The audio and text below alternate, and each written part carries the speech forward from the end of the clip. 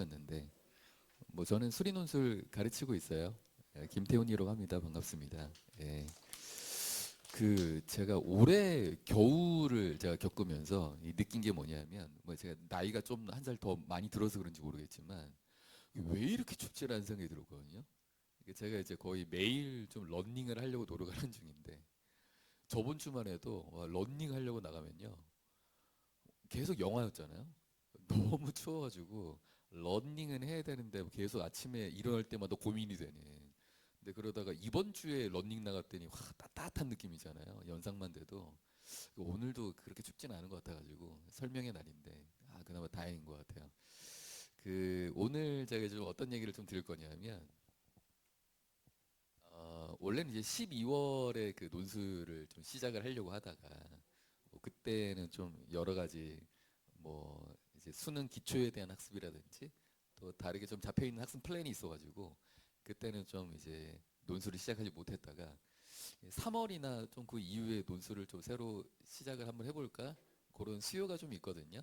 그래서 그런 분들을 위해서 3월에 논술을 시작하면 좀 어디에 포커스를 맞추고 논술을 시작하고 뭘 공부하면 좋은지 그런 얘기를 중심으로 좀 할 건데 그 보니까 이제 오늘 설명회 때문에 그 사전 질문도 보내주신 것 같더라고요. 그 사전 질문 하신 분 있죠.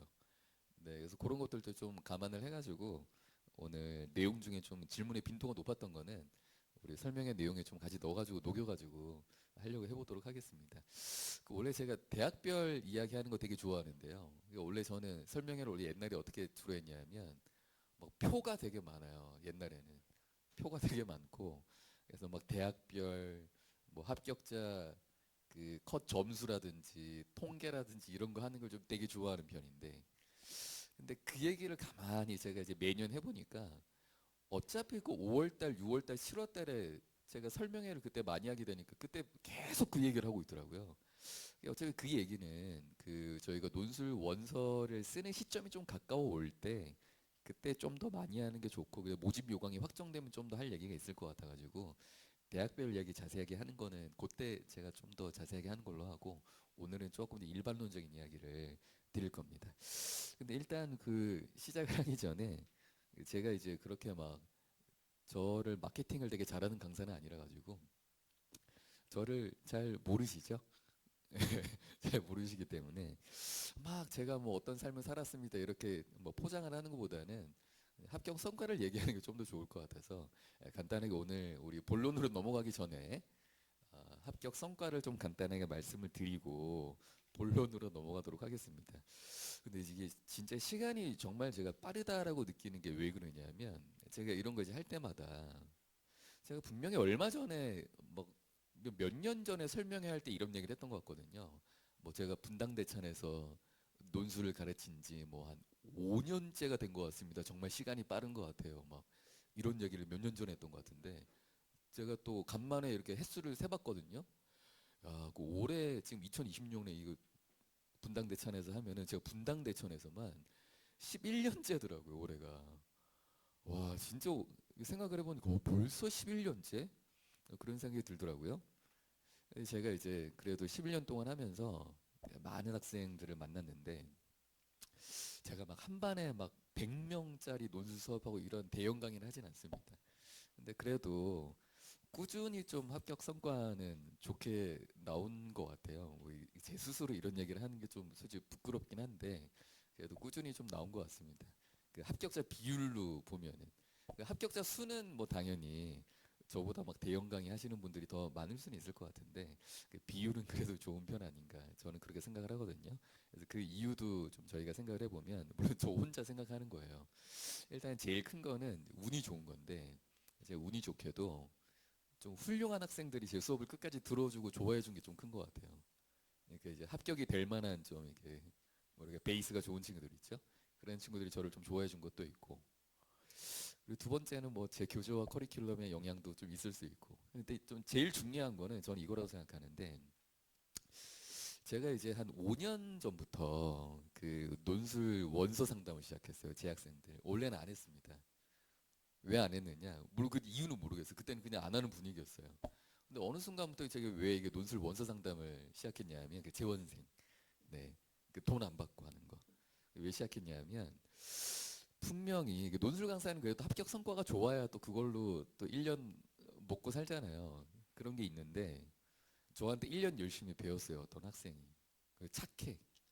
아주 수학을 뛰어나게 잘하는 건 아니지만 착하고 시킨 것도 잘하고 복습도 잘하고 그리고 점수도 많이 올랐어요. 논술 점수도.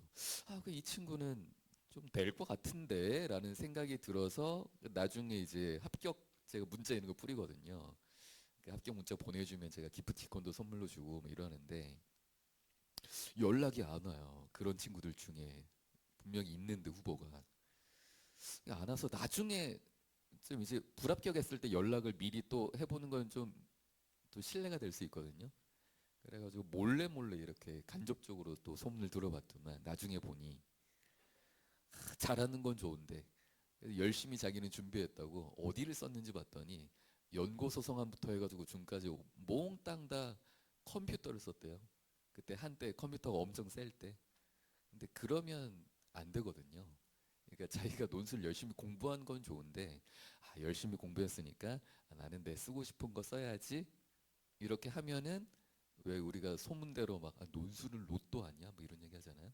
그 순간 이제 로또가 되는 겁니다. 제가 그걸 많이 하도 겪다 보니까 야, 안 되겠다. 도저히 답답해서 안 되겠다. 이렇게 열심히 공부하고 왜 원서를 이렇게 쓰지?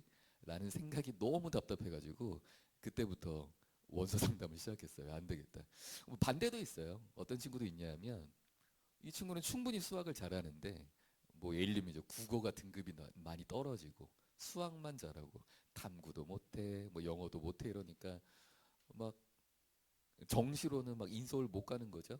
그러니까 이제 어머님도 그렇고 얘도 그렇고 수학은 잘하지만 나머지를 너무 못하니까 이제 너무 또 대학을 낮추는 거죠. 수학 잘하는데 또 너무 하향 지원하는 친구도 있습니다.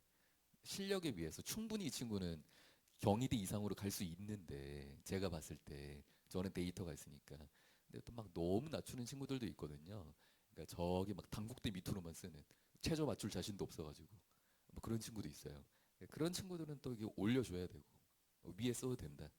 그리고 또 실력에 비해서 너무 높게 쓰려고 그러면 쓰긴 쓰더라도 적당히 또 합격될 만한 대도를 찾아줘야 되고 이런 게 필요하구나 이런 것들을 많이 느껴서 그때부터 원서 상담을 되게 열심히 했는데 그게 좀 그래도 좀 효과를 본 거 아닌가 합격자 비율이 높은 거는 그런 생각을 합니다.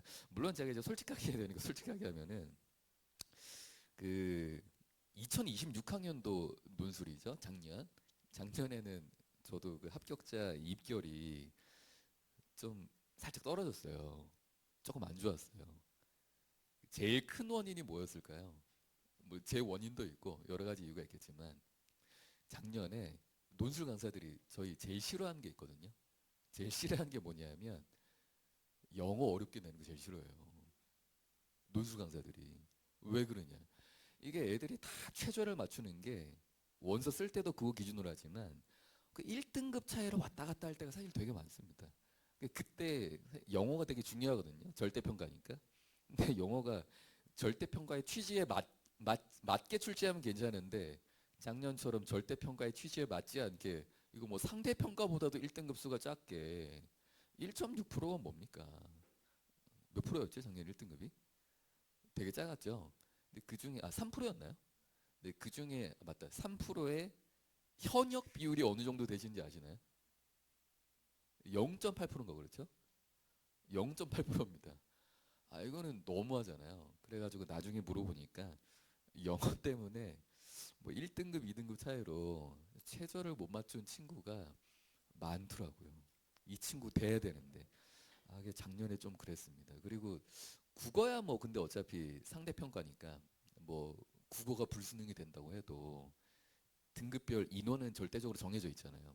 근데 특히 이제 어떤 애들이 좀 약하냐면 원래 국어가 좀 약했던 애들도 있지만 그 현역들이 재수생에 비하면 상대적으로 더 약해요.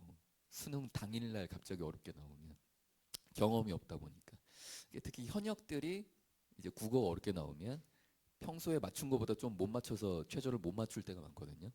제 수업은 뭐 재수생도 있지만 현역들의 비율이 좀 높기 때문에 그것도 영향이 있는 것 같고 솔직하게 말씀드리면 작년에 조금 입결이 떨어졌어요.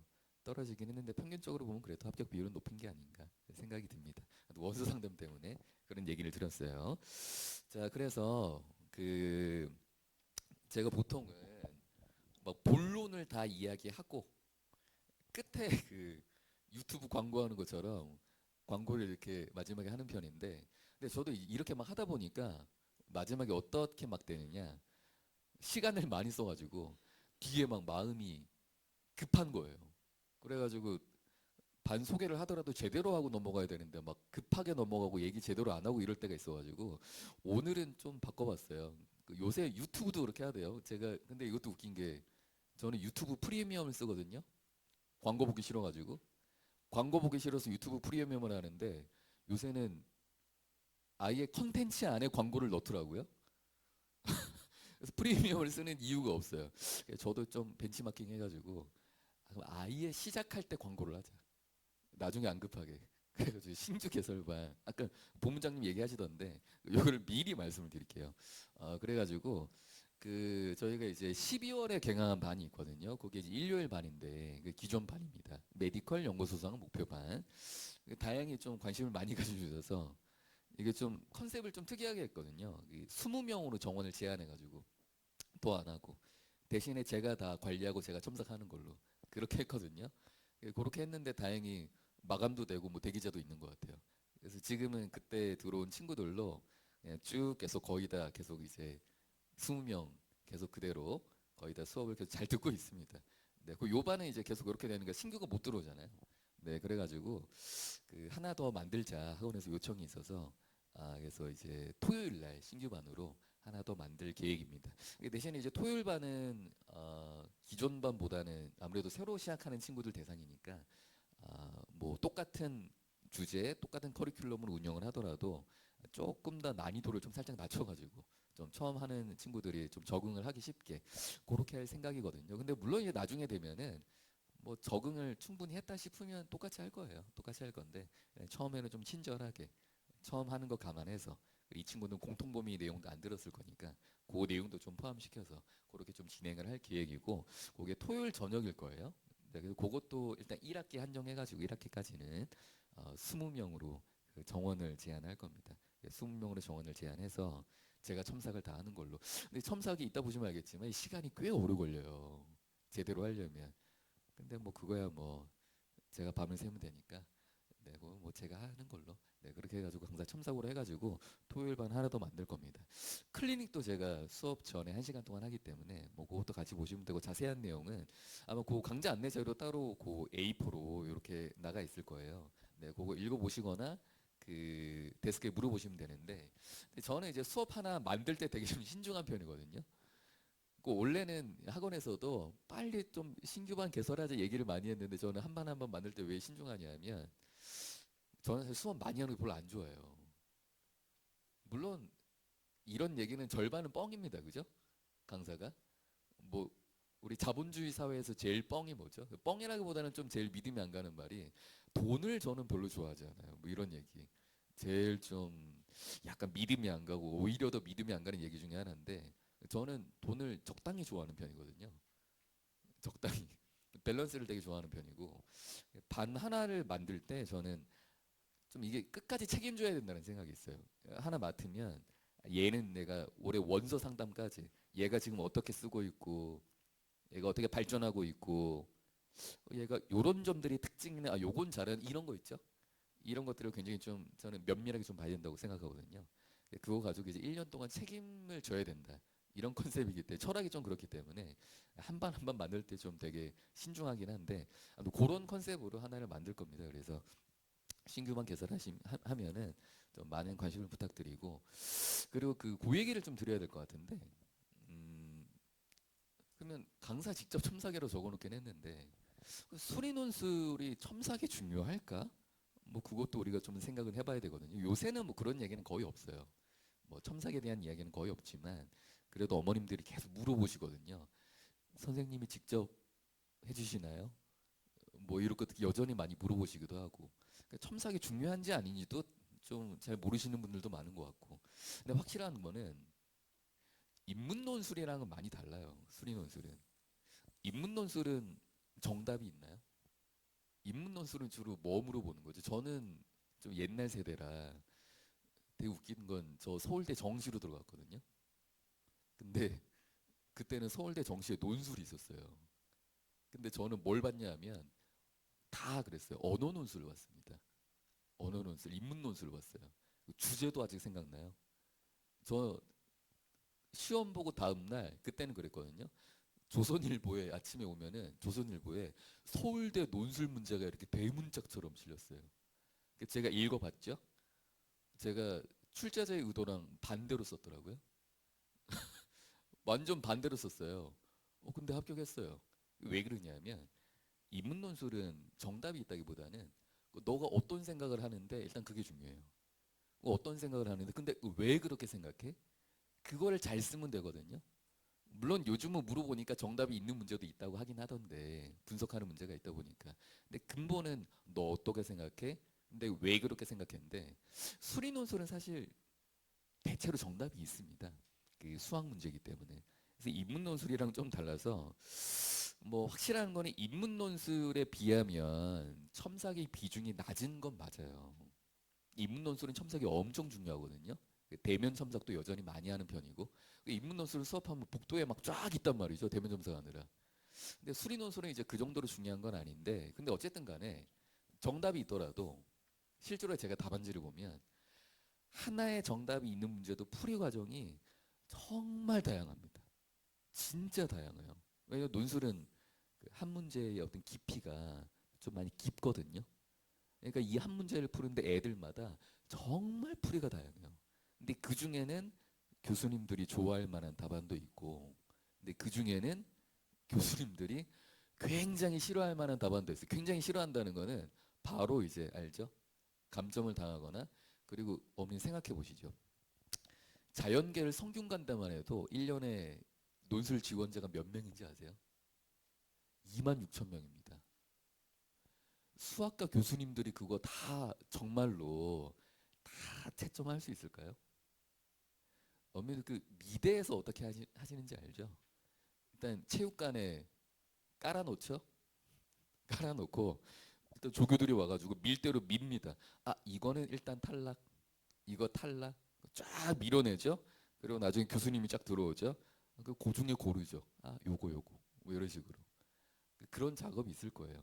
그러니까 예를 들면 어떤 문제의 풀이에 딱 교수님을 긁는 포인트가 있다. 아, 얘는 이미 아니다 싶으면 아마 걸러낼 가능성이 높습니다. 뭐 성균관대 이런 데 예비도 많이 발표는 안 하는 편이기 때문에 아마 그럴 가능성이 높아요. 그죠? 아무래도 객관적인 채점 기준이 있더라도 그러다 보니까 풀이는 굉장히 다양할 수 있어서 그 중에 또 올바른 풀이도 있는 거니까 제가 생각할 때는 그래도 여전히 지금의 어떤 출제 영역 하에서는 정답은 있지만 과정이 중요한 거는 좀 마찬가지인 것 같아요. 인문 논술이랑은 좀 다르더라도 무슨 얘기인지 아시겠죠? 과정이 올바르냐 아니냐 그걸 보는 거는 굉장히 중요하다. 특히 그 지금 특히 겨울 방학하고 그 1학기에는 특히 현역들은 좀 말랑말랑하거든요. 그게 무슨 말이냐? 막 이렇게 새로운 걸 좀 많이 받아들일 시기란 말이죠. 수능도 그렇고 논술도 그렇고. 근데 이렇게 뭔가 새로운 걸 받아들이고 이렇게 막 형성을 해 나갈 때에는 이거는 이렇게 하는 게 좋아, 요건 요렇게 하는 게 좋아 이렇게 바로 잡아주잖아요. 빨리빨리 받아들입니다. 그래서 빨리빨리 성장을 할 수가 있어요. 빨리빨리 이제 각이 잡히기 때문에 저는 특히 이제 겨울방학하고 1학기 때는 그게 되게 중요하지 않느냐. 물론 7월 이후에도 중요하죠. 근데 7월 이후에는 이제 얼마 안 되면 원서를 써야 돼요. 그럼 일단 지금 그때는 점수가 중요합니다. 너 몇 등이야? 이게 중요하거든요. 그거 보고 원서 써야 되기 때문에 1학기 때는 점수보다는 발전 과정이 중요하기 때문에 1학기 때 특히 첨삭이 좀 중요한 게 아닌가 생각이 들어요. 물론 논술도 모의 논술만 하면 안 되고 강의가 중요하죠. 왜 강의를 들어야 어떻게 공부할지 틀을 잡을 수 있으니까. 그러니까 강의가 중요한데 근데 뭐 다 아시겠지만 강의만으로 디테일한 부분까지 애들이 체화가 잘 안 돼요. 아주 디테일, 수학은 특히 디테일이 되게 중요하거든요. 체화가 안 되기 때문에 그런 것들이 이제 복습 테스트나 과제로 보완을 하는 거란 말이죠. 근데 애들이 이제 그래도 저희 같은 경우는 과제를 일주일에 많은 시간 투자하기 힘드니까 1시간이나 1시간 반 정도 과제를 할 수 있게 이렇게 출제를 하거든요. 그리고 또 수업 시간에 오면은 복습 테스트도 보고 그 두 개를 같이 가져가서 같이 첨삭도 하고 채점도 하는 건데 그럼 그래도 다 합치면 2시간 이상은 쓰는 거잖아요. 근데 2시간 이상을 지금 일주일에 수업 말고 이미 투자를 했는데 거기에 대해서 잘못된 것들이나 이런 걸 바로 잡지 않는다? 아주 디테일하게? 그럼 2시간 투자한 게 뭐 효과는 있겠지만 아주 막 극대화시켜서 이렇게 많은 걸 얻어가기는 힘든 거죠. 그래서 저는 공부는 효율적이어야 된다고 생각하는데 그렇게 공부하면 좀 비효율적인 공부가 되거든요. 그리고 그런 거 하나하나가 다 감점 사안이 되게 돼 있습니다. 그래서 저희가 좀 첨삭을 좀 제가 다른 데랑 좀 비교를 해보면 왜냐면 제가 밖에서 그것도 하거든요. 재원생만 상담하는 게 아니라 유료 상담도 하거든요. 별도로. 그래서 제가 이 친구가 어떻게 하는지를 모르니까 답안지랑 뭐 문제 푼 거 가져와 보라고 할 때가 있어요. 그러니까 다른 학원 거를 제가 받아보죠. 보면 깜짝 놀랍니다. 왜냐하면 점수만 있어요. 아무런 첨삭이 없어. 첨삭도 뭐 OK, OK 굿은 왜 이렇게 많이 쓰는 거야? 그게 다 누가 쓰냐면 조교들이 쓰는 거예요. OK 굿. 뭐가 OK인데? 뭐가 좋아서 OK라는 거야? 말이 없어. 그럼 애들이 보면 이게 뭐 어디가 뭐 OK라는 건지 잘했다는 건지 잘 모르거든요, 애들은. 그런 걸 다 짚어줘야 되는데 그런 거 비교하면 저희가 좀 디테일한 게 아닌가 싶은데 이게 저희가 채점을 좀 어떤 프로세스에 따라 하냐면 일단은 그 대학에서 발표한 기준에 맞춰가지고 그거보다 좀 더 디테일하게 채점 기준을 짭니다. 그러니까 뭐 예를 들면 어떤 문제 하나에 대해서 단계를 좀 나눠가지고 뭐 이런 식으로 디테일하게 채점 기준을 짜요. 그리고 이런 거 할 때 뭐 이런 풀이라든지 또 다른 풀이라든지 틀린 게 아니라 이런 풀이도 나올 수 있다는 것도 디테일하게 다 적어 놓습니다. 그러면서 조교들이랑 저랑 같이 공유를 하는 거거든요. 그렇게 하면서 만약에 틀린 부분이 있으면 디테일하게 어디가 틀렸는지 그리고 맞으면 어디가 맞는 건지 디테일하게 코멘트 하는 걸로 그렇게 저희가 이제 프로세스를 잡고 있단 말이죠. 근데 제가 해보니까 저 혼자 하거나 조교한테만 맡기거나 언제나 첨삭이나 채점도 사람이 하는 거잖아요. 오류가 있을 수가 있습니다. 그래서 저희는 2번 합니다. 돈은 똑같이 받지만 2번 합니다. 그래서 일단은 조교진들 그리고 연구원들이 일단 1차로 초벌 첨삭을 하고 그리고 2번째 할 때 이제 제가 직접 하는 거예요. 그런 식으로 진행을 하게 돼 있거든요. 그래서 제가 몇 가지 사례를 좀 보여드리면 잘 보이실지 모르겠는데 이게 빨강색이 그 일단 1차 첨삭을 한 거예요. 그리고 파란색이 제가 한 거거든요. 제가 수정도 하고 더 얘기해주고 싶은 것들은 제가 얘기도 하고 이렇게 하는 건데 지금 하나, 둘, 세 개 있잖아요. 근데 이 세 개가 다 다른 친구들이에요. 저희 지금 배우고 있는 다른 친구들인데, 근데 이 친구들이 다 수학 잘하는 친구들이거든요. 그 분당에서는 내신 따기가 어렵잖아요, 그죠? 그다음 수학 내신이 그래도 이 친구들은 다 1등급 나오는 친구들입니다. 1등급이 나오는 친구들인데 그 얼핏 보면 그 전체적으로 보면 잘해요. 잘 따라오고 잘하는데 얼핏 보면 잘 푼 것 같지만 근데 싹 디테일하게 보잖아요. 그러면 고칠 게 되게 많아요. 이 친구들도. 1등급 맞는 친구들. 그러니까 모의 1등급이랑은 다른 거죠. 저는 뭐가 더 신뢰도가 높다고 생각하냐면 솔직히 저는 고2 수능 모의고 그 모의고사 있죠. 1등급, 2등급 나오는 친구들이 물론 잘할 확률이 높겠지만 신뢰도가 별로 없어요. 고2 모의고사는 1등급인데도 터무니없이 기초가 부족한 친구들이 되게 많고 그 신기하죠. 그거는 모의고사는 푸는 거 보면 그거는 뭔가 기술을 부리든지 뭘 푸는 것 같아요. 근데 2등급 친구들인데 1등급보다 더 잘하는 애들도 있어요. 그러니까 모의고사는 잘 모르겠고 오히려 내신의 신뢰도가 조금 더 높지 않다는 생각을 좀 평소에 많이 할 때가 있는데 근데 어쨌거나 이 친구들은 기초가 되게 좋은 친구들이거든요. 근데 디테일하게 보면 고칠 게 되게 많아요. 그리고 저도 어떤 생각이 드냐면 그러니까 첨삭 시간 오래 걸린다 그랬잖아요. 그러니까 저도 첨삭을 하려 그러면 솔직히 그래요. 하기 전에 계속 이거 해야 되는데 밤에 유튜브 보고 있습니다. 해야 되는데 유튜브 하나 보고. 그게 귀찮은 거죠. 근데 하면 시간이 오래 걸리거든요. 근데 하다 보면 저도 어떤 생각이 드냐면 아 누구가 야 신기하네. 얘 수학을 좀 내가 편견이 있었네. 등급이 낮아가지고 좀 못할 줄 알았는데 야 이런 생각을 하네. 오 대단한데? 뭐 이런 생각도 하고. 그러니까 애는 없고 나 혼자 지금 첨삭하고 있는데 나 혼자 지금 머릿속으로 애랑 대화하고 있는 거예요. 아 얘는 이걸 이렇게 생각하는구나. 약간 제가 강사 초심으로 돌아가는 느낌이죠. 뭐 그런 생각도 들고 그리고 저 같은 경우는 답안지 나눠줄 때도 조교들한테 안 하거든요. 제가 합니다. 왜냐하면 어머님도 아실 거예요. 클리닉 시간에 애들 보내봤자 야 가서 다 일찍 가 질문 좀 해라고 하죠. 애들 잘 하나요 질문? 잘 안 하죠. 가만히 있죠, 자리에. 그래가지고 무슨 생각이 드냐면, 아, 그럼 제가 차라리, 아, 그럼 내가 가자. 내가 답안지 들고 답안지 나눠주면서 한마디씩 하는 거예요. 답안지 나눠주면서 피드백도 좀 주고, 야, 너 여기 잘했더라. 그러면 특히 여학생들은 막 되게 표정이 막 나타나요. 박수 치는 애들 혼자 박수 쳐. 눈만 박수 치는 게 아니라 진짜 박수 치는 애들도 있어요. 뭐 그런 애들도 있고, 남자애들 같은 경우도 약간 주눅 들어 있다가 자신감 가지는 친구들도 있고, 좀 자기가 잘한다고 약간 좀 뻐기고 있다가 약간 좀 상처받는 친구도 있고, 뭐 저도 그러다 보니까 계속 일주일에 계속 반복하다 보니까 일단 기본적으로 애들은 좀 어느 정도 좀 친분감이 생기는 것 같고, 애들도 질문 안 하다가 이 인간이 계속 오니까 어련히 오겠지. 그리고 이제 얘도 좀 마음을 여는 것 같고, 좀 그런 것도 있는 것 같아요. 네, 그런 효과도 같이 있는 것 같아가지고, 아무튼 저는 1학기 동안은 다시 돌아갈까요? 요렇게 좀 진행을 한번 해볼 거다. 올해 저도 처음 해보는 겁니다. 이렇게 하는 거는 처음 해보는 거기 때문에. 근데 반응이 좀 꽤 괜찮은 것 같아가지고, 네, 올해는 저도 1학기 동안은 요렇게 한번 해볼 거예요. 근데 그 새로 개강하는 바는 시즌 2 커리부터 같이 진행을 할 거기 때문에 그 진도는 똑같거든요. 이 미적분부터 시작을 할 겁니다. 그러니까 공통 범위는 따로 하는 건 아니기 때문에 거기는 만약에 하고 싶으면 따로 뭐 동영상 신청을 하든지, 그리고 이따가 제가 말씀 드릴 거예요. 왜 그렇게 공부할 수밖에 없는지 그것도 말씀을 드리겠습니다. 자, 그래서 일단 그 강의에 대한 얘기 한 첨삭도 같이 얘기를 했는데 앞에 좀 썰이 길었죠. 그 얘기는 여기까지 하는 걸로 하고, 그리고 오늘은 대학별 얘기는 제가 안 한다고 말씀드렸지만 그래도 뭐 논술 시작할 때 전체 지금 논술 판이 좀 어떤 분위기로 돌아가는지 그건 좀 알면 좋을 것 같아서 전체적인 분위기는 좀 말씀을 드리고 시작을 하는 걸로 하겠습니다. 뭐 분위기 얘기한다는 게 좀 웃기긴 한데, 일단 제가 봤을 때 올해 논술의 제일 첫 번째는 작년 문제가 좀 있는 것 같아요. 작년에 황금 돼지띠 아시죠? 그 원래 신기하게도 재학생이 계속 줄다가 작년에 늘었잖아요. 그 작년에 정시 접수 인원이 수능 접수 인원이 굉장히 많았습니다.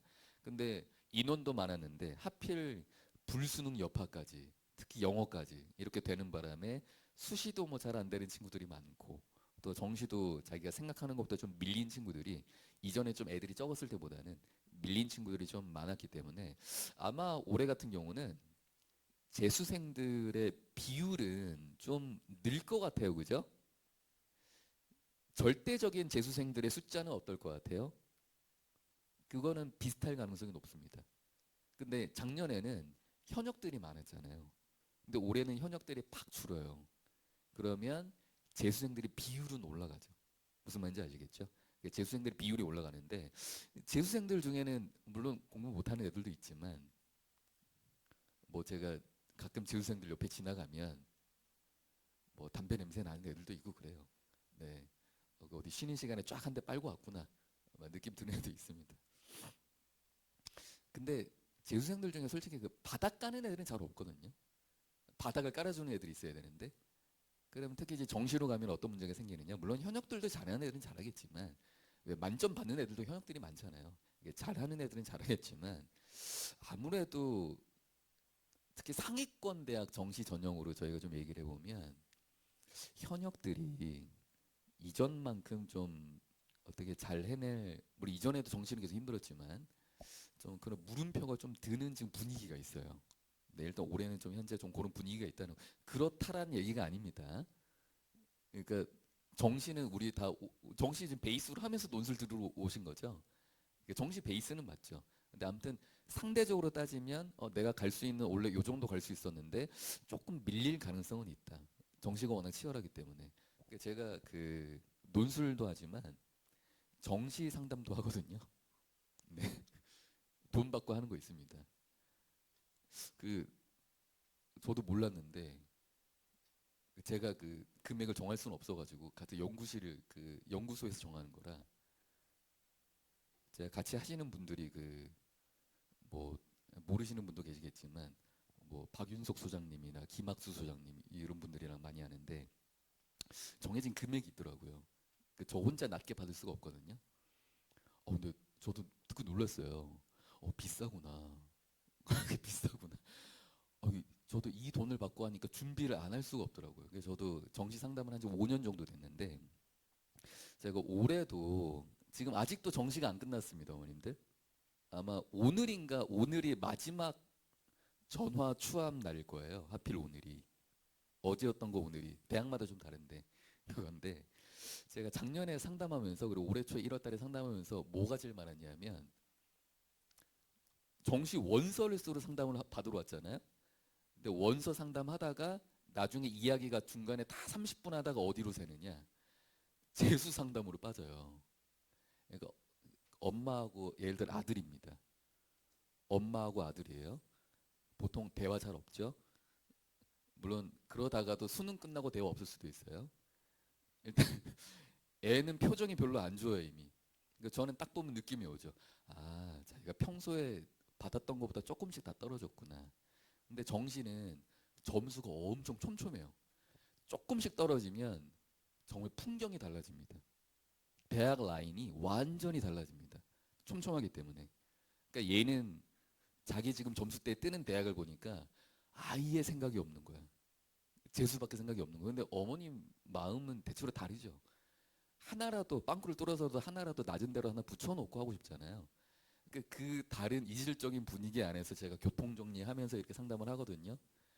근데 한 30분 동안 정시 원서 상담할 때는 아들이 아무런 관심이 없어.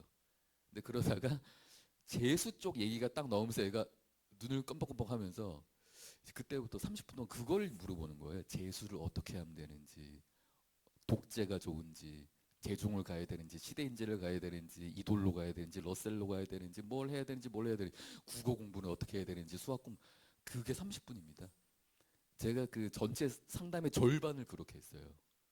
정말 재수생 상담이 많았어요. 그러니까 저도 해보니까 분위기가 이거다 지금. 그러니까 올해 재수생 비율이 좀 늘 가능성이 있다는 거죠. 그렇죠? 일단 그거는 받아들이고 그리고 두 번째가 뭐 이거 다 연결된 건데 작년에 수능도 이렇게 나올 줄 몰랐다가 이렇게 됐고 탐구 과목들의 그런 어떤 여러 가지 어떤 그런 유불리도 그렇고 또 예측이 힘든 입시라는 것도 그렇고 이런 걸로 이제 여러 사람들이 뭐 그리고 요새는 입시 커뮤니티에 정보가 워낙 또 많이 올라오니까 정보가 워낙 빨리 이제 소통이 되다 보니까 학습 효과가 생긴 것 같아요. 그래서 아 이게 모두 믿을 게 없네. 그럼 보험으로 잘하는 애들도 보험으로 논술이라도 하나 해놔야 되나? 이런 분위기가 좀 있는 것 같아요. 근데 이게 정말 신기한 거는 작년만 해도 저 같은 논술 강사들은 맨날 어머님들한테 논술 그래서 그거 하나는 좀 해두시면 좋다 이런 얘기를 해도 설득이 잘 안 되거든요, 솔직히. 왜냐하면 논술 강사가 얘기하니까. 저거 지 강의 팔아먹으려고 이런 게 있잖아요. 있는데 제가 올해 느끼는 게 뭐냐면 올해는 확실히 제가 그런 얘기를 좀 덜 해도 되는 것 같아요. 논술 하시라 이런 얘기를 덜 해도 알아서 그냥 어머님들이나 애들이 논술 해야 될 것 같은데요, 선생님. 이렇게 상담을 하시는 분들이 물론 여전히 의문을 가지는 분도 계시겠지만 상담을 하시는 분들이 꽤 있는 것 같거든요. 그거는 제가 이렇게 노력은 안 해도 분위기가 좀 형성이 된 게 있는 것 같아요. 그리고 특히 효과가 큰 게 작년에 그 로문콘인가요? 어느 어머님이 되게 절절하게 올린 글이 하나 있어요. 조회수 되게 높은 거. 수능 다음 날인 거 올리신 건데 아, 그 마지막 결론은 논술이라도 해둘 걸 그랬어요. 우리 같은 강사가 맨날 얘기해봤자 안 되던 게 그 글 하나로 논술 감신도가 엄청 올라가더라고요. 다 쓸모없는 거였습니다. 강사가 이런 얘기 해봤자. 아무튼 분위기가 좀 그런 분위기가 형성이 돼 있는 것 같다라는 생각이 들어요. 그리고 실제로 이 분당 지역이나 저기 성남 수지 지역 이쪽에 입결만 봐도 실제로 통계를 뜯어보니까 논술 지원 좀 많이 하는 학교들 있잖아요. 고등학교. 근데 그런데 보니까 수시 합격자 중에 논술이 제일 많아. 학생부 종합 교과 다 따진 것보다 논술이 많아요. 그 실제로 논술이 제일 많이 되네. 이게 또 숫자로도 확인이 되다 보니까 논술 하는 분위기는 좀 더 좀 많이 형성이 된 것 같습니다. 제가 좀 편해졌어요. 그리고 또 하나는 이거 딴 얘기인데 그 아까 제가 그 영어 때문에 최저 충족 못한 친구들 많았다 그랬죠. 근데 왠지 느낌이 올해는 좀 덜 할 것 같아요. 왜냐하면 작년에 영어 문제 때문에 평가 원장도 사임하고 물론 임기가 다 돼서 끝난 것도 있지만 그것도 있고 국어도 얘기가 되게 많았잖아요. 막 철학과 교수까지 모셔가지고 이게 맞냐? 맨날 평가원에 하는 얘기 있죠. 원래 수능이 출제 의도가 중요하다. 맞는 게 중요한 게 아니라 뭐 이런 얘기를 하면서 국어랑 영어에 대한 얘기가 되게 많았어요. 그러면 이런 비판이 있기 때문에 일단 올해는 제일 현역들이 좀 취약한 1교시 국어 그 다음에 절대평가 영어에 대한 어떤 난이도가 그래도 작년보다는 쉽지 않을까 확률적으로 그런 가능성이 되게 높기 때문에 최저 기준을 충족하는 거는 그래도 작년보다는 좀 괜찮아질 것 같아요. 매년 이런 분위기가 입시가 퐁당퐁당 분위기가 좀 있거든요. 네, 1년 좀 그런 분위기가 있으면 다음에는 좀 무난하고 또 1년 이렇게 됐다고 또 무난하고 그 논술도 마찬가지이기 때문에 아마 올해 같은 경우는 좀 무난하게 흘러가는 그 최저 기준의 입장에서는 그런 해가 될 것 같습니다. 그리고 또 한편으로 그 2028 수능이 많이 바뀌죠. 뭐 제일 큰 게 수능 수학에 이제 미적분 선택이 빠지고 이런 선택들이 빠지고 이제 확통이 이제 공통 과목처럼 들어가는 그래서 수원 수투 과목 이름은 다르지만 네, 대수 미적분 그다음에 확통이죠. 2028 같은 경우는 그다음에 뭐 통합사회 통합과학 생기면서 좀 많이 바뀝니다. 물론 국영수는 그대로 있으니까 뭐 그래도 바뀌더라도 재수생들은 당연히 많이 생길 거예요. 매년 그랬어요. 입시 제도가 바뀌어도 재수생들은 항상 생겼는데 근데 원래 재수를 하는 이유가 그 반복의 메리트 누리려고 하는 거잖아요. 근데 이렇게 많이 바뀌면 뭐 메리트는 조금 솔직히 없을 수 있겠죠. 그렇죠? 네, 그런 문제가 있기 때문에 아무래도 올해는 그래도 올해는 하나라도 붙여놓자 이런 좀 안정적이고 조금 보수적이고 방어적인 지원이 좀 베이스가 되는 분위기가 형성될 가능성이 굉장히 높습니다. 논술도. 논술 보통 다 상향으로 하는 건데 아 그래도 논술 현실적으로 붙여야겠다는 생각이 많이 들 수 있어요. 그럼 그럴 때 우리는 어떻게 해야 되느냐? 보통 사람들이 움츠러들 때 분명히 어느 대학의 어느 학과들은 기회가 생기는 곳들이 있겠죠. 대표적으로 연세대 약대하고 연세대 공대 좀 좋은 과하고 어디가 논술 컷이 당연히 높아야 됩니까? 당연히 연세대 약대가 높아야죠. 근데 좀 웃긴 거는 연세대 약대는 신기하게 연가고 애들이 좀 덜 쓰죠. 그리고 너무 세지 않을까? 최저도 없는데 수능 전에 애들이 조금 몸을 사리죠. 공대로 빠지죠. 나중에 합격 컷을 보니까 약대가 더 낫네. 이런 케이스도 종종 생깁니다. 뭐 이건 좀 특수한 케이스지만 사람들이 몸을 움츠릴 때 보면은 기회가 생기는 곳들이 좀 생길 수가 있어요. 그런 것들은 좀 만약에 그런 것들 중에 좀 좋은 것들이 있으면 그거는 나중에 대학별 이야기를 할 때 공유를 하는 걸로 하겠습니다. 알겠죠? 자, 그럼 여기까지 분위기였고 원래 대학 얘기는 안 하지만 그래도 좀 대학 얘기 좀 간단하게 하자면 일단은 그 대학 얘기 말고 확통론 그 확통론이라는 거 원래 그 인문계열 지원하는 애들이 확통하는 건 당연한 거고 자연계열을 지원하고 싶은데 확통을 하는 거죠.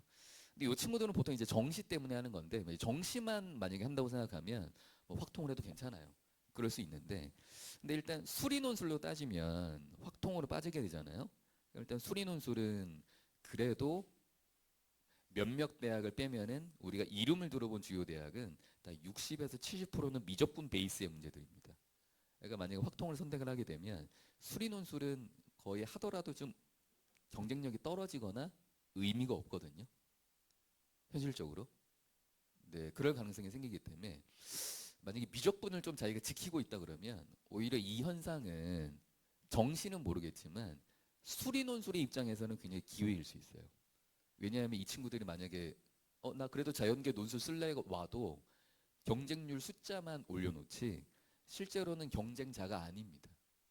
경쟁이 안 돼요. 현실적으로. 아니면 아예 인문 논술로 빠질 수도 있어요. 아예 정말 문과애가 될 수도 있어요. 그러니까 정시만 자연계열 지원하고 논술은 인문계열 지원할 수도 있기 때문에 그런 점을 생각하면 미적분을 지킨 애들은 올해 이런 분위기에서는 조금 더 경쟁률 입장에서는 유리할 수 있다.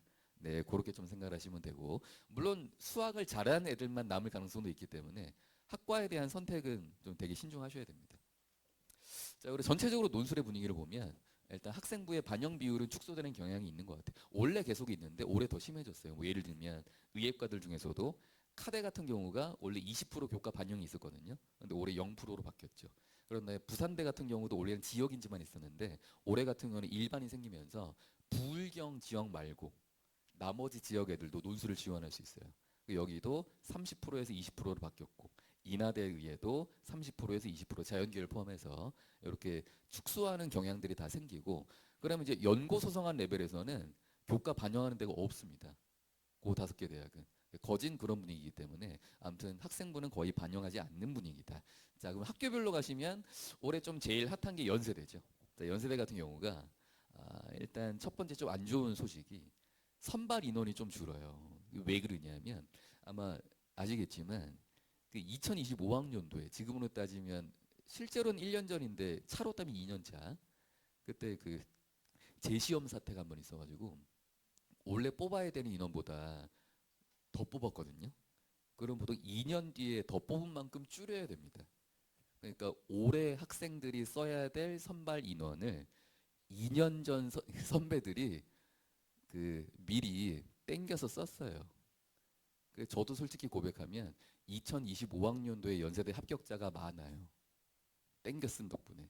그때 8명 나왔습니다. 네. 제가 많이 하지도 않는데 8명 나왔거든요. 땡겨 써서 그런 거예요. 1차, 2차 합쳐가지고 5명, 3명 뭐 이랬던 것 같아요. 근데 아무튼 그때 많이 나왔는데 근데 올해는 좀 줄였단 말이죠.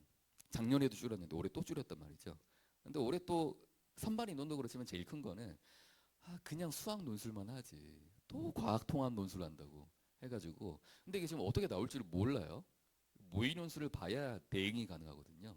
그러니까 지금 되게 연세대는 뭐 전체적인 분위기가 그런데 제가 물어보면 그렇습니다. 어머님들이 또 학생들도 그렇고 조금 좀 신중한 연세대는 얘기 나오면 조금 몸을 살리는 좀 그런 분위기가 있는 것 같아요. 이건 좀 보고 판단하자. 연세대는 수능 전이기도 하니까 최저도 없고 아무튼 좀 연세대는 지금 좀 약간 좀 조심스러운 분위기가 있다. 그건 좀 알고 계시면 좋고 중앙대가 올해 그 최저 기준이 없는 논술 전형이 하나 생겼죠. 창의형이라고.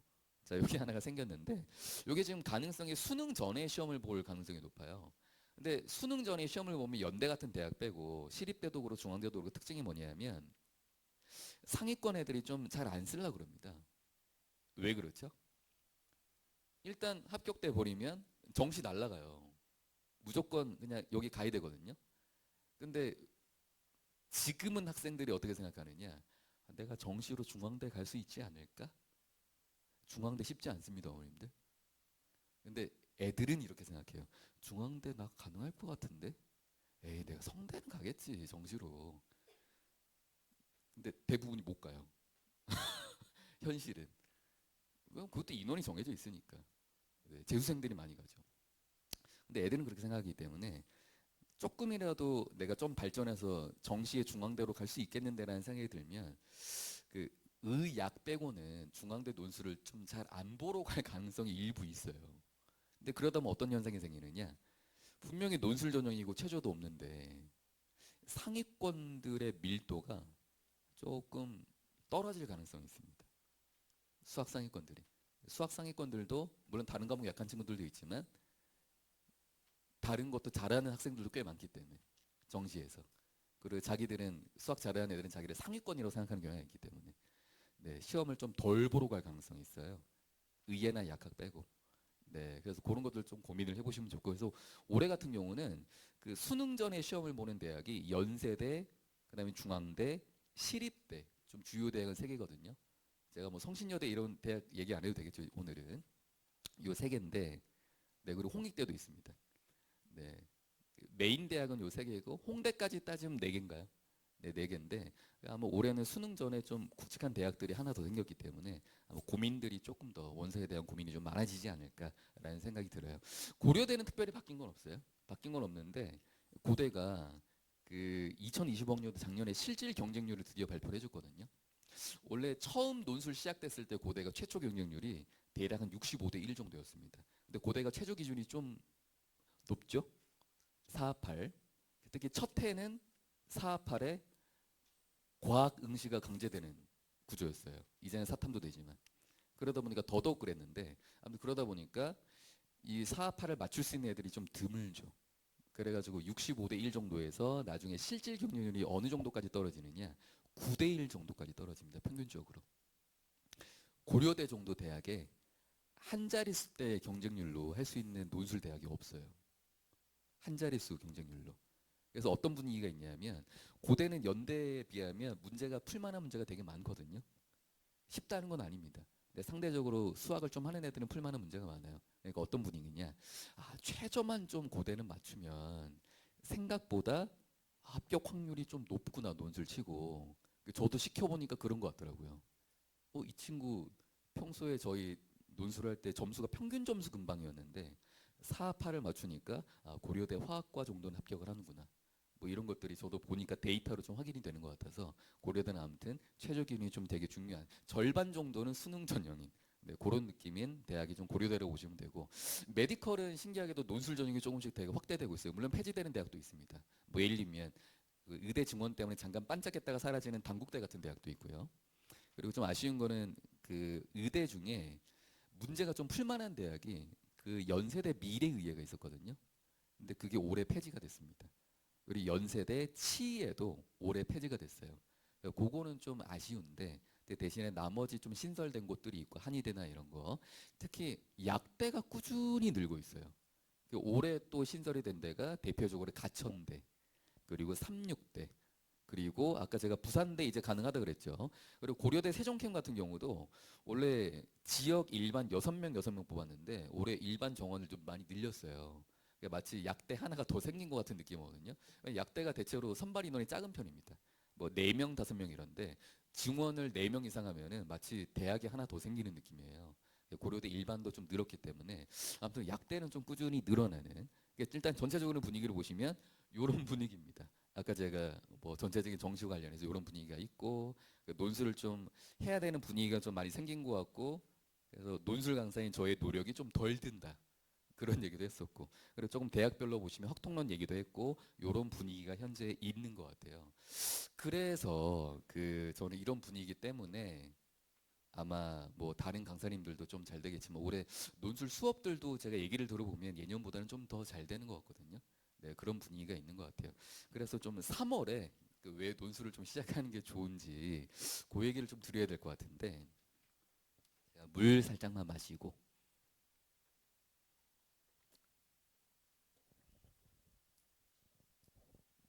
제가 원래 그 12시 전까지 딱 깔끔하게 끝내는 게 제 목표였습니다. 네. 어제 또 설명회 준비한다고 제가 어제 수업 끝나고 집에 새벽 1시에 들어갔거든요.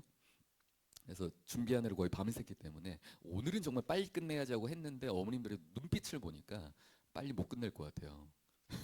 근데 최대한 내용을 빨리 할 겁니다. 그 제가 대략 조사를 해본 거예요. 그러니까 원래는 이것도 6대 4라기보다는 뭐 58점 몇 프로 원래 41점 몇 프로 원래는 정확하게는 그건데 그래봤자 머리 안 남잖아요. 그냥 이렇게 하는 게 좋은 것 같더라고요.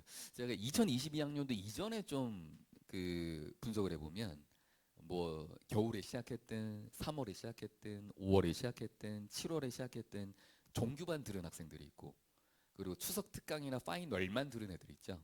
근데 그런 애들의 합격자의 비율을 보면 그때는 6대 4 정도는 됐거든요. 6대 4. 물론 뭐 저한테만 단기 특강을 들은 거지 다른 쌤들한테 정규반 들은 애들일 가능성도 있어요. 근데 그래도 그때는 짧게 들어도 합격하는 애들이 꽤 있었는데 아 근데 제가 최근에 2025하고 2026에 좀 조사를 해보니까 요때부터 이 두 그룹의 합격자 비율이 차이가 좀 심해지더라고요. 요새는 거의 8대 2까지 벌어졌습니다. 2022를 기준으로 삼은 거하고 저기 힌트인데 이게 왜 이렇게 많이 벌어졌을까요? 2022 이전과 최근에 이 합격자들의 비율의 두 그룹의 합격자 비율의 차이가 왜 이렇게 벌어졌을까요? 제일 큰 차이가 뭐죠? 아마 어머님들은 그 2022 이전에 어떤 수능이었는지 기억을 잘 못하실 거기 때문에 그때의 수능은 말이죠. 그 수능 수학의 출제 범위 자체가 뭐였느냐? 미적기하 확통이었습니다. 열 문제, 열 문제, 열 문제 이렇게 나왔어요. 수원 수투는 나오지도 않았어요. 이과가 무슨 수원 수투 이런 분위기였거든요. 그 문과가 하는 거지. 미적기하 확통이었어요. 그리고 그때는 킬러 두 문제가 모든 걸 결정하듯이 되었어요. 그 킬러 두 문제가 논술보다 어려웠습니다. 그래서 애들이 그냥 수학학원 다니는 이유는 하나뿐이었어. 그 킬러 두 문제, 미적분 하나, 기하 벡터에서 주로 한 문제, 어려운 거 공간정에서 한 문제 나왔거든요. 그 두 문제를 맞추기 위해서 애들이 수학학원 다녔을 정도로 그 정도였기 때문에 애들이 고난도 문제에 적응이 되게 잘 돼 있는 상태였어요. 범위도 논술이랑 똑같죠. 그 이미 수능 수학에서 어려운 문제도 많이 경험했죠. 그리고 그게 다 고난도 논술 문제랑 통하는 면이 있기 때문에 논술 경험이 좀 모자라도 몇몇 유형 빼면은 빨리빨리 적응했거든요. 그때는 높았죠. 근데 2022 이후로는 선택형이 됐잖아요. 점점 애들이 최적화시켜서 공부를 하다 보니까 이제 확통기하는 뭐 필요 없으면 안 하고 기초가 부족한 애들도 많고 선택도 안 하다 보니까 제일 큰 거는 출제 범위가 아닌가 싶어요. 그런 것 때문에 많이 벌어졌거든요. 그래서 저희가 좀 분석을 해보면 출제 범위에 문제가 좀 있더라. 그리고 두 번째는 옛날과 이제 지금의 또 차이가 사실 뭐 확통기하만 문제가 아니라 제가 봤을 때는요 미적분도 문제가 있어요. 옛날에는 미적분이 그냥 선택이 아니고 그냥 들어가는 거였는데 그러니까 선택으로 되고 나서 제 느낌은 하는 애들만 하고 안 하는 애들은 안 하는 거 같아요. 그게 약간 어떤 느낌이냐? 미적분 뒤에 어려운 문제 두 문제 있는데 아 그냥 뭐 그 두 문제는 나는 어차피 뭐 해도 맞출 수 있을지 모르겠는데 그냥 맞출 수 있는 것까지만 맞추고 두 문제 빼고 공통까지 열심히 하지 뭐 미적분을 맞출 수 있는 데까지 맞추고 이런 애들도 있는 것 같아. 근데 그 중에 논술 써야 되는 애들도 있거든요. 미적분도 격차가 심합니다. 심지어 그것도 있고 그리고 옛날이랑 수능 지금 문제 스타일이 많이 좀 달라졌잖아요. 지금 준킬러가 좀 많잖아요, 그죠? 그런 분위기가 되다 보니까 아무래도 논술의 난이도, 수능 수학의 난이도, 그리고 또 유형의 차이가 원래 있기 때문에 비슷한 것도 있지만 내밀하게 따지면 차이가 되게 많아요. 그런 것들 때문에 현재 학생들의 입장에서는 제가 봤을 때는 체감 난이도의 차이가 어색한 느낌. 문제 풀 때 애들이 어색하다 이런 느낌을 많이 받는데 낯설다. 그럼 어렵다고 느끼거든요. 익숙하면 못 풀어도 할 만하다고 생각하고 낯설면 못 풀었을 때 타격이 커요. 그래서 논술 수업 처음 듣고 나가는 애들도 꽤 많은 이유가 그런 것들 때문입니다. 그런 게 옛날보다 더 심해지지 않았냐는 생각이 들어요. 근데 논술도 결국 시험의 한 장르거든요. 익숙하면 익숙할수록 당연히 성과도 잘 나오고 점수도 잘 나오게 돼 있어요. 제 생각은 그렇죠.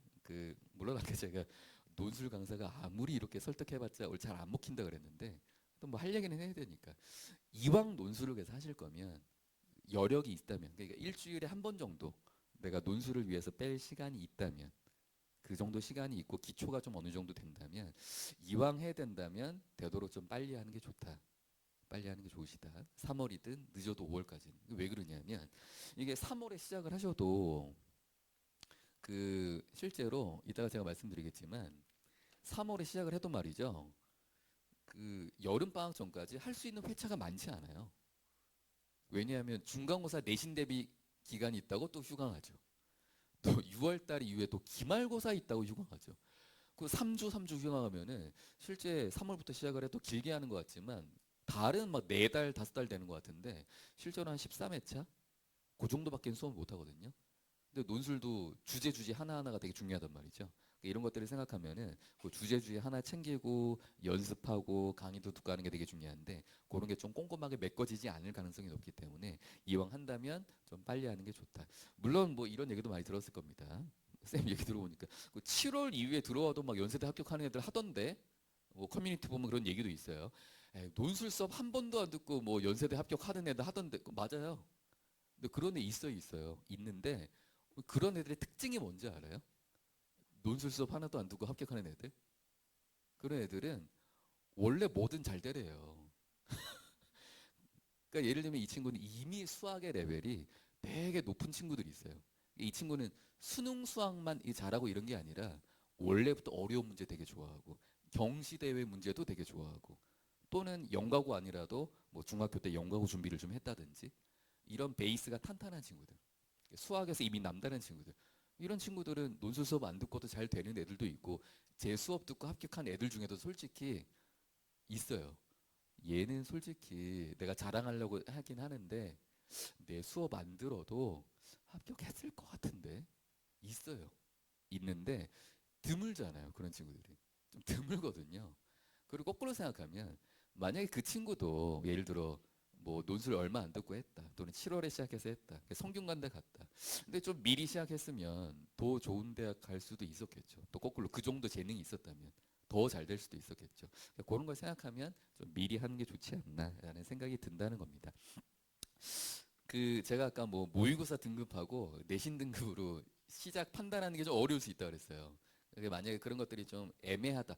판단을 못 하겠는데 아까 제가 겨울방학에 제가 설명회 할 때는 어떻게 말씀드렸냐면 겨울방학 할 때는 내신이 분당은 힘드니까 2등급 정도 안에 들면 논술 시작하셔도 겨울에 시작해도 괜찮아요. 제가 말씀드렸어요. 근데 낙생고나 이런 대학은 이런 고등학교 같은 경우는 더 힘들지 않아요, 내신 따기가? 그럼 오케이. 3등급 정도까지는 가능합니다. 제가 뭐 이런 얘기도 들었습니다. 빡센 곳은. 그리고 고2 모의고사는 신뢰도가 좀 떨어집니다. 고3은 그나마 신뢰도가 높은데 고2는 신뢰도가 떨어집니다. 근데 그래도 뭐 예를 들어 1등급이 꾸준히 나온다. 그러면 뭐 하셔도 괜찮을 것 같습니다. 그러니까 어머님들 하도 얘기를 하시니까. 그리고 기준은 정해드렸지만 이거는 산술적인 기준이지 잘 안 맞을 때도 많아요. 그리고 의지가 중요하죠. 예를 들면 자기가 현재 뭐 내신이 3등급인데 또는 4등급이라도 근데 얘가 보니까 막 여러 문제를 빨리 푸는 걸 별로 못하는 거지. 수학을 좋아해요. 흥미도 있고. 그리고 내가 어려운 걸 하더라도 지금은 좀 못 풀더라도 아 나는 열심히 해가지고 따라갈 의지가 있어요. 난 논술 되게 중요합니다. 그러면 시작하면 되는 겁니다. 근데 그런 것들이 각자마다 사정이 있고 기준이 좀 다를 수가 있기 때문에 만약에 좀 산술적인 이런 등급 이런 것들로 판단이 좀 애매하다. 내 기초가 되는지 생각이 되시면 진단 테스트 한번 받아보시면 좋지 않을까. 우리 그 병원 가가지고 MRI 진단 받는 것처럼 진단 한번 쭉 받으시면은 뇌 MRI 쫙 하는 것처럼 제가 딱 보면 좀 느낌이 있거든요. 예, 제가 좀 얘기를 해줄 수 있을 것 같습니다. 입반 테스트 아니에요. 그러니까 이거 하면은 어머님 부담 느끼는 게 아 이거 하면은 분명히 입반하라고 약 팔겠지. 뭐, 뭐 하라고 얘기할 수도 있겠죠. 근데 뭐 돈 안 받고 제가 해드리는 거니까 그리고 입반 테스트 아니기 때문에 지금 그나마 계약하기 전에 좀 여유 있을 때 오늘 문제 그 아마 진단 테스트 있죠? 네, 그거 받아가지고 문제는 큰 문제가 5개 있을 건데 좀 적당히 어려운 문제 섞여 있을 거예요. 범위는 미적분의 수열의 극한 앞부분까지거든요. 공통하고 좀 시간 날 때 그 설날에 뭔가 애가 명절에 뒹굴뒹굴한 게 보인다. 네, 그러면 진단 테스트를 싹 이렇게 네, 쓱 치면서 심심하면 요것도 한번 풀어봐봐. 시간은 100분인데 근데 일단은 지금 점수가 중요한 게 아니거든요. 네, 시간을 좀 더 써도 괜찮습니다. 일단 풀이를 좀 꼼꼼하게 적으셔가지고 풀이가 중요해요. 점수보다는 뭐 30점이면 뭐 논술 들으면 안 되고 이런 게 아니잖아요. 그러니까 풀이 과정이 중요하기 때문에 풀이를 못 풀었더라도 꼼꼼하게 적으셔가지고 이렇게 학원으로 보내주시면 스캔해서 보내주시면 학원에서 저한테 전달해서 직접 제가 직접 전화를 드릴 거니까 설 연휴 끝나고 제가 직접 전화를 드릴 거니까 그렇게 한번 해보시고 판단을 한번 맡겨보는 것도 괜찮지 않을까 하는 생각이 들어요. 그리고 제가 진단 받고 그 저희 수업에 들어온 친구들을 보니까 확실히 좀 안정감이 있는 것 같더라고요. 확실히 상담을 한번 하고 그 상담을 한번 하고 그 논술 정규만이 들어오니까 일단 저도 이 친구에 대한 파악이 좀 되는 상태이기 때문에 들을 때 좀 마음도 저도 안정이 되고 오늘 수업을 하이 클래스로 갈지 조금 난이도를 낮출지 저도 그 고민이 되게 많거든요. 근데 그것도 어느 정도 판단이 되는 것 같아가지고 진단 한번 받아보시면 좋을 것 같습니다. 자, 그럼 이제 마지막으로 그 1학기에 그럼 수리노 시작하실 때 뭐 확통기하 포함해가지고요. 어떻게 좀 공부를 하시는 게 좋은지 커리큘럼이나 수업 시스템 확통기하 얘기하고 마무리 샥 지으면 될 것 같아요. 아까 제가 3월에 시작을 하셔도 그 회차가 많지 않다 그랬죠. 회차가 많지 않은 거니까 좀 미리 시작하시면 좋다 그랬는데 근데 어쨌거나 3월에 시작을 하셔도 그 논술에 우리 공부에 대한 약 100%를 학습하는 게 불가능해요. 그 12월 겨울에 시작한 애들도 100%다 못 배웁니다. 그 친구들도 선별해서 배우거든요. 그러다 보니까 특히 3월에 들어온 친구들은 뭐를 선별해서 뭐를 공부할 거냐. 이게 되게 이제 중요한 문제다라고 보시면 되는데 일단은 1차적인 현실적 목표를 뭘로 잡으시면 되냐면 미적분이나 확통기하 포함해가지고 우리 논술에 잘 나오는 주제나 출제빈도 높은 것들 있죠. 그런 것들은 1순위로 한 번쯤은 경험할 수 있게 한 번쯤은 공부할 수 있게 그렇게 일단은 현실적인 목표를 잡아주시면 좋아요. 그렇게 현실적인 목표를 잡으면서 어떤 주제를 공부해야 되느냐 그 어머님들이 그런 질문 많이 합니다. 우리 애는 어느 대학을 고민하고 있는데 이 대학별로 논술을 따로 공부해야 되느냐 뭐 예를 들면 성균관대는 성균관대 따로 연대는 연대 따로 고려대는 고려대 따로 뭐 이렇게 얘기하시는 분들이 있거든요. 근데 실제로는 그렇지가 않아요. 왜 그러냐면 이게 논술 문제가 특징이 약간 저희 왜 몸 안 좋을 때 액기스 먹죠? 즙? 문제들이 다 그런 스타일이에요. 이게 왜 그러냐면 수능은 막 범위마다 10문제씩 기계적으로 나오잖아요. 그리고 현재 수능은 11문제, 11문제, 8문제 나오죠. 근데 논술은 그런 게 아니고 문항수가 작아요. 한양대는 전체 소문항 따져도 6문제고 네. 좀 더 많으면 7문제, 8문제. 더 적은 대학도 있고. 그러면 그 적은 문제 안에 미적, 공통, 미적, 확통, 기하, 건동, 홍 이상 레벨은 다 확통기하가 들어갑니다. 확통기하는 대체로 30%에서 40% 정도까지 출제가 된다고 보시면 돼요. 특이한 대학이 있죠. 성균관대. 예, 공통범위 위주. 대신에 문제가 어렵죠. 그다음에 좀 특이한 게 이화여대. 이화여대는 분명히 다 낸다고 하는데 대체로 그냥 미적분 범위까지 냅니다. 가끔 기하 낼 때 있어요. 아무튼 그런 특수한 케이스를 빼면은 일단 미적 기하 확통이거든요. 근데 그거를 다 이렇게 저희가 즙이나 즙 짜듯이 아니면 비빔밥에 섞듯이 섞으려 그래요. 왜냐하면 적은 문항 안에 전체적인 것들을 다 평가하고 싶어 하기 때문에. 근데 그렇게 할 수 있는 방법이 많지 않아요. 도형도 물어보고 싶죠. 미분이나 적분도 물어보고 싶죠. 그러려면 도형이랑 미적분을 섞어야 돼. 그렇게 나올 수 있는 문제 유형이 많지 않아요. 이런 경향을 보이다 보면 이대학 문제, 이대학 문제 막 이렇게 쓱 펼쳐가지고 펼쳐보잖아요. 겹치는 부분이 그래도 한 60%에서 70% 정도가 됩니다. 지금 어느 대학 지원할지 다 정하셨나요, 혹시? 아니죠. 지금 정했더라도 어차피 9월 평가원 모의고사 보면 싹 다 달라집니다. 싹 다 달라져요. 거짓말 아니고. 싹 다 달라지기 때문에 그럼 뭐부터 해야 되느냐? 공통 패턴이 있다 그랬죠? 그 60%에서 70%를 먼저 하는 거예요. 그거는 학교별로 따로따로 하는 게 아닙니다. 그걸 모아서 그걸 먼저 하고 그리고 플러스 나중에 자기가 지원할 대학이 결정이 되면 학교별 좀 특징이 있긴 있거든요. 예, 거기에 플러스 30% 정도 학교별 고유한 시그니처 같은 특징이 있으면 그걸 나중에 추가로 학습을 해주는 거예요. 네, 그렇게 순서를 짜서 학습을 하셔야 됩니다. 그래야 좀 효율적으로 학습을 할 수 있어요.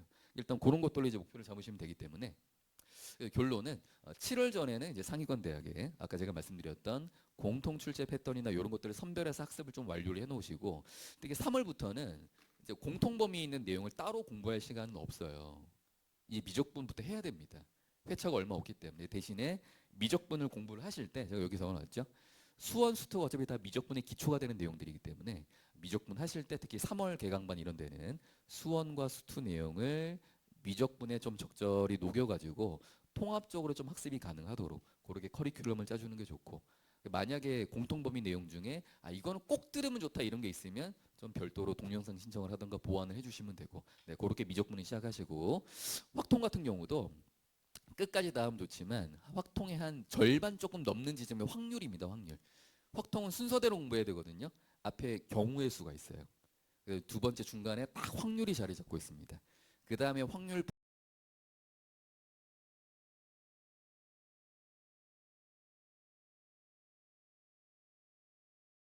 할 수 있어요. 물론 뒤에 있는 내용도 미리 하면 좋죠. 근데 우리가 오늘 얘기하는 건 현실적인 방법이거든요. 미리 완벽하게 하기 어렵습니다.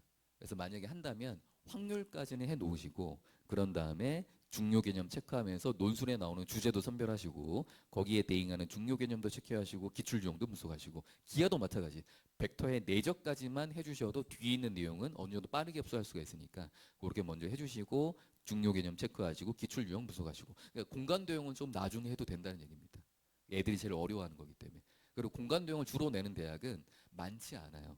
몇몇 대학이 좀 그런 특징들이 있어서 특히 한양대, 중앙대 이런 대학이 있거든요.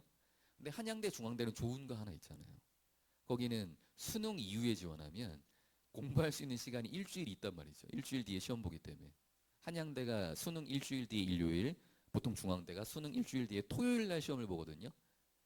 그때 벼락치기 하는 것도 한 방법입니다. 공간 도형은. 미리 하면 어차피 까먹으니까. 그러니까 그런 것들도 종합적으로 했을 때 이렇게 하면서 저희가 조금 더 디테일하게 좀 말씀을 드리면 그 확통기하 얘기하고 제가 수업 시스템 얘기할게요. 확통기하로 저희가 좀 가면 확통기하 그 고민이 좀 많으시죠. 일단 어느 과목이든 이상적으로 공부를 하려면 다 하면 물론 좋죠.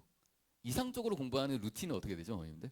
모든 과목이 특히 수학 같은 경우는 일단 처음에 기초 개념 한번 하죠. 그 다음에 기초 유형 문풀 한번 하죠. 두 번째 심화 개념 한번 하죠. 그 다음에 심화 문풀 한번 하죠. 더 하면은 약점 개념 한번 하죠. 약점 문제 유형 한번 하죠. 이렇게 점점 반복해 이제 돌리면서 깊게 들어가는 거잖아요. 그렇게 해주면 좋은데 근데 이제 생각을 해보자는 거죠. 확통기하를 이상적으로 공부해서 우리가 논술에 갈 수 있느냐. 우리 지금 정시도 해야 되죠. 정시도 중요하니까. 정시하고 우리 논술 투자하는 비중을 저 같은 경우도 9대 1 정도로 잡으라고 하거든요. 그 정시 베이스입니다. 논술 1 투자하고 있는데 그걸 이만큼 늘리려면 논술을 3, 4 정도 투자해야 돼요. 과목이 2개 느는 셈이라. 근데 그렇게 하기 어렵잖아요. 그러니까 지금 논술의 분위기가 이렇게 하면은 제일 좋지만 확통계열을 자기 선택 과목인 것처럼 공부하기가 어려워요.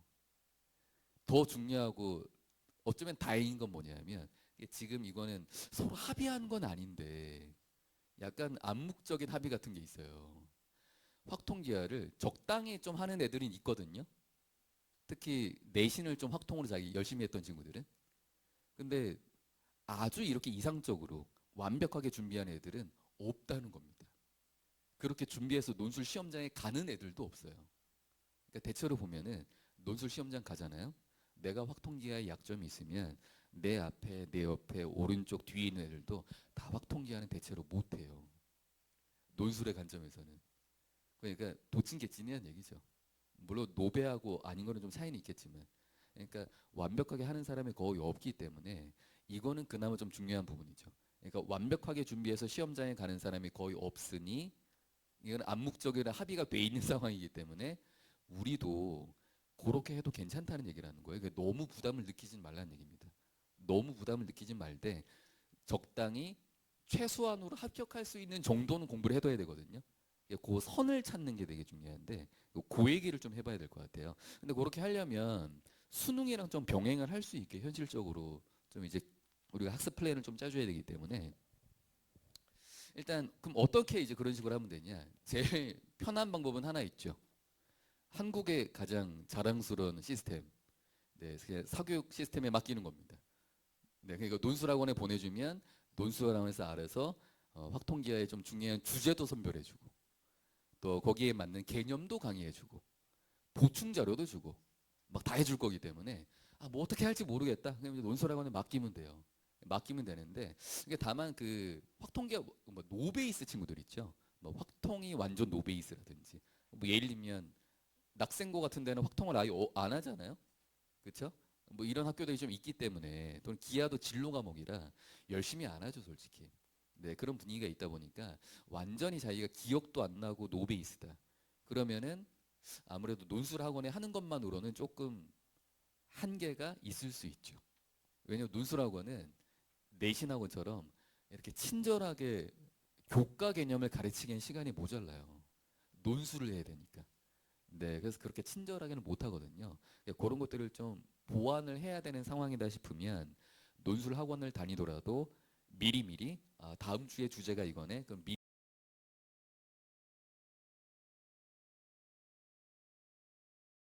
온 친구들이 있기 때문에 그런 것들에 대한 얘기를 좀 하자면 일단 확통 같은 경우는요.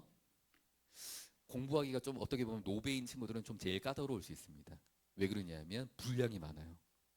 확통은 전 단원이 골고루 출제가 되거든요. 그리고 확통은 특징이 앞에서부터 차례로 가야 돼요.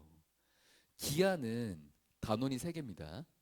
2차 곡선, 네, 그다음 중간에 벡터, 그다음에 공간 도형이에요.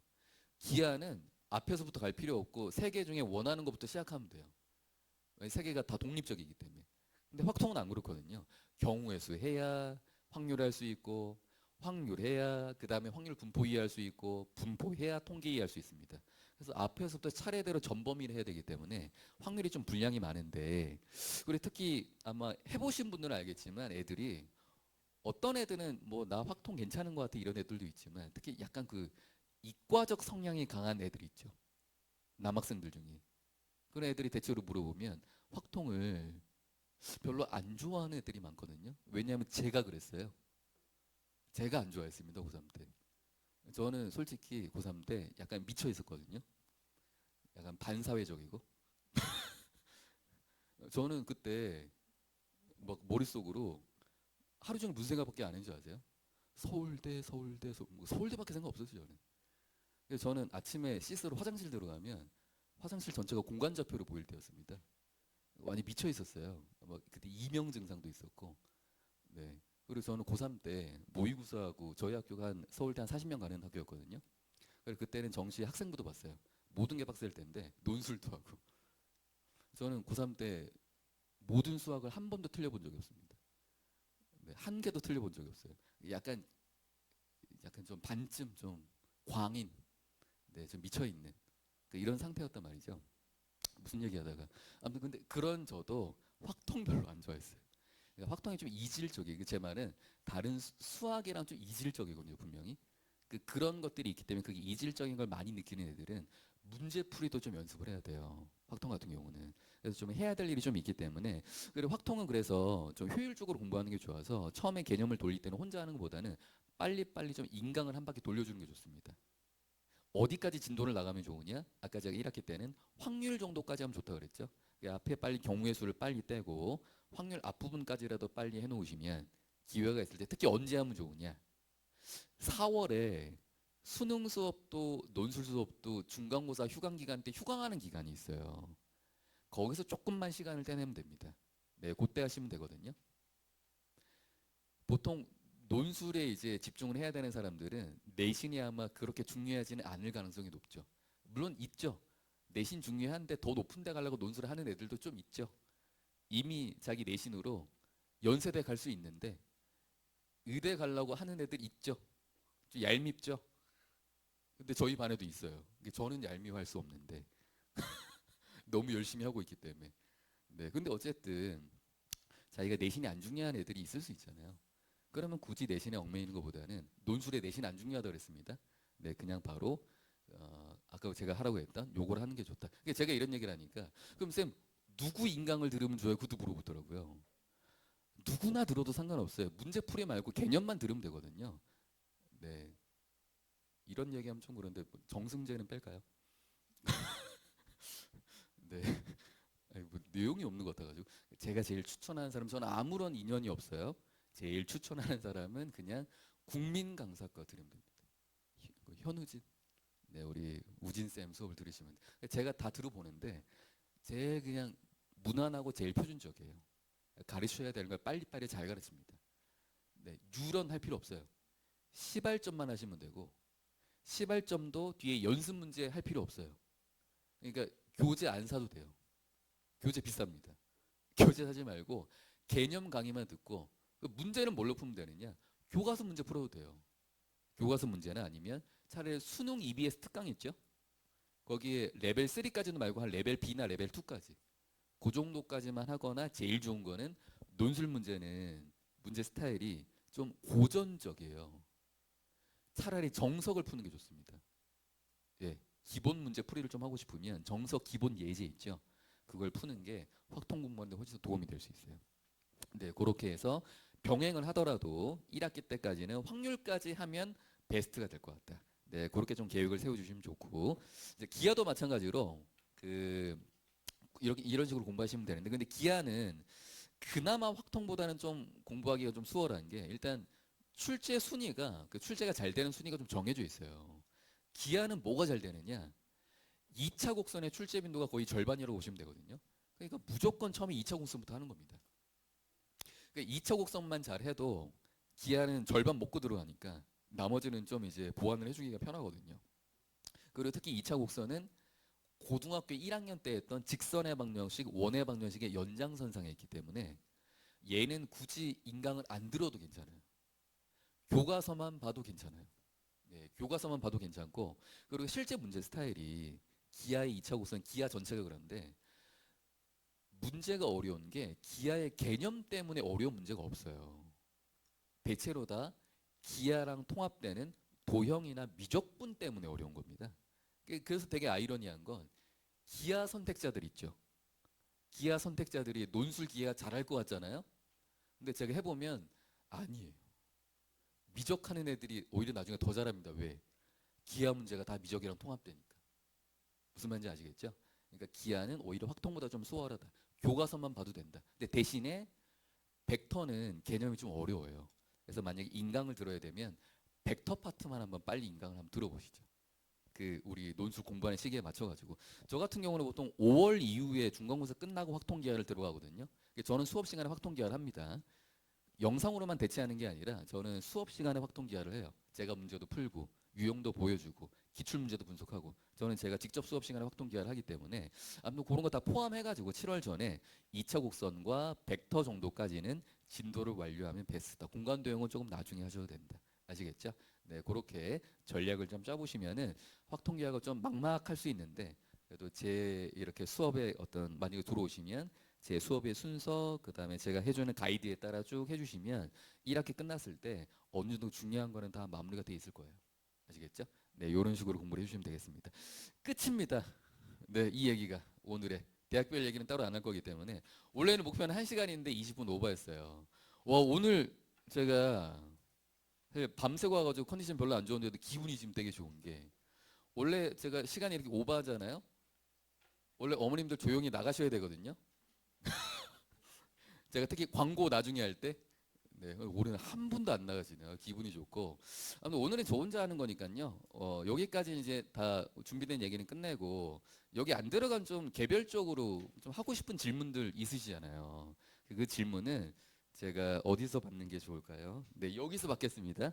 여기서 받을 거니까 가실 때 좀 궁금한 점 있으시면은 뭐 자유롭게 질문을 하셔도 괜찮을 것 같습니다. 오늘 끝까지 들어주시느라 수고 많았습니다. 감사합니다. 다음에 뵙겠습니다. 네.